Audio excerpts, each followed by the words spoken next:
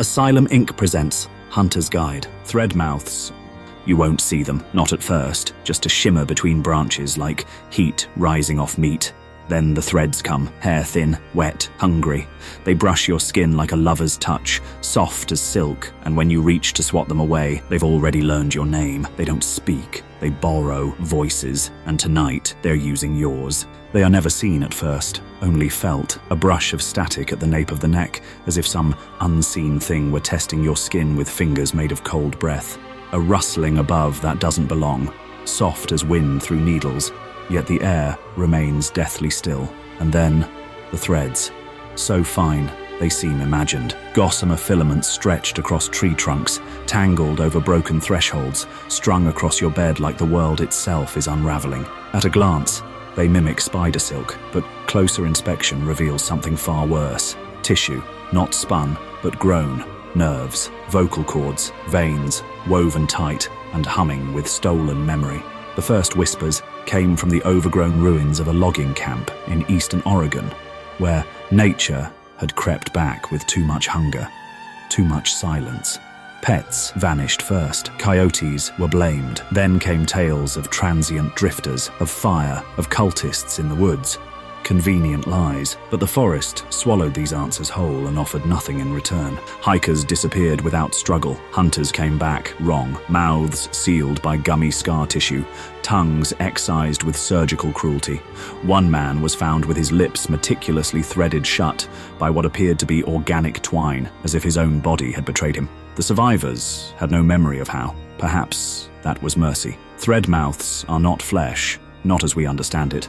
They are formed of coalescing shimmer, a visual smudge in the air, where light bends and does not return. Only when one steps too close, only when the veil breaks, do the strands gather into a humanoid mockery, elongated, sickly thin, its limbs wrapped in constantly shifting fibers that ripple like kelp in a current. No face as we'd know it, only a long, vertical gash where the visage should be, a stitched seam of slick sinew pulled taut in a horrific mimic of a grin. They do not speak, they take speech.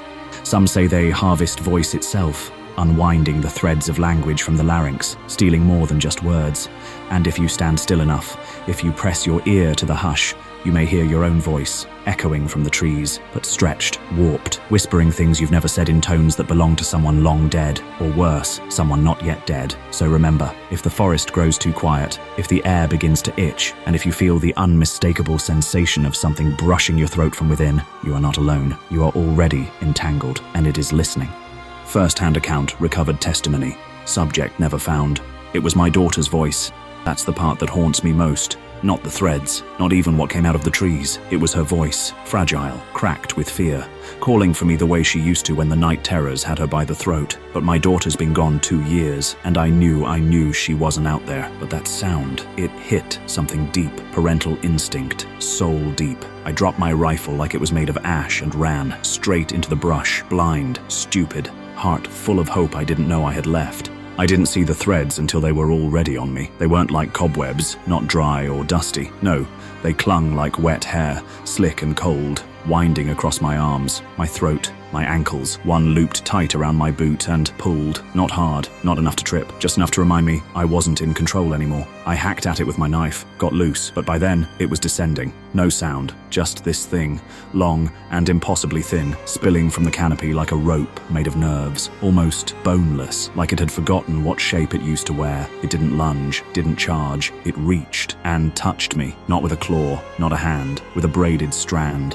A living cord of twitching fibers bound tight like a noose made of tendon and stolen voice. It brushed the side of my neck and I felt it hum, a vibration, low and wet, like something learning the pitch of my fear. My jaw locked. My tongue went numb. I tried to scream and nothing came. I was still inside my own head, panicking, clawing, but my body wouldn't answer. When I finally staggered back to camp, they thought I'd had a stroke. I couldn't speak, couldn't even write. But I could think, and worst of all, I could still hear her voice inside me, whispering. Only it wasn't her, not really. The tone was right, but the words, the things she said, they weren't hers. Couldn't have been. Things no child should know. Things no person should say. I don't go near the tree line now, not even close. I've got every window and door laced with wire mesh, every vent sealed in steel. Won't stop it, I know that. But maybe it'll slow it down. Maybe it'll give me time to forget that sound, or time to remember what she told me. Final warning. There are whispers, hushed and half-believed, that Threadmouths are not born, but woven into being. The tales speak of those who died screaming beneath tangled canopies, their terror and agony absorbed into root and branch, spun into sinew by the forest itself. Their final howls stretch across the boughs like fevered prayers unanswered, their mouths contorted into eternal echoes that do not fade, but multiply. Others claim a darker genesis still, that Threadmouths are nothing more than parasites, vessels for an intelligence not of this world, not of any world. A vast, unseen hive mind feeding on sound and memory, assembling its stolen pieces with surgical obsession. Faces borrowed, voices stolen, mannerisms mimicked, until one day they'll learn enough and walk among us wearing the semblance of someone we once loved. But whatever their origin, organic curse or invasive thought form, one thing is clear. They do not simply kill, they collect. They harvest essence. The vibration of your voice, the shape of your scream, the lilt of your memories whispered in the dark. To them, your identity is material, your fear a thread to be woven. So if you ever hear your mother, your child, your lover calling from the woods, don't answer, don't follow. What you hear is not them. If you find a glistening filament stretched across your doorway, fine as spider silk but pulsing like a vein, don't touch it. You've already been marked.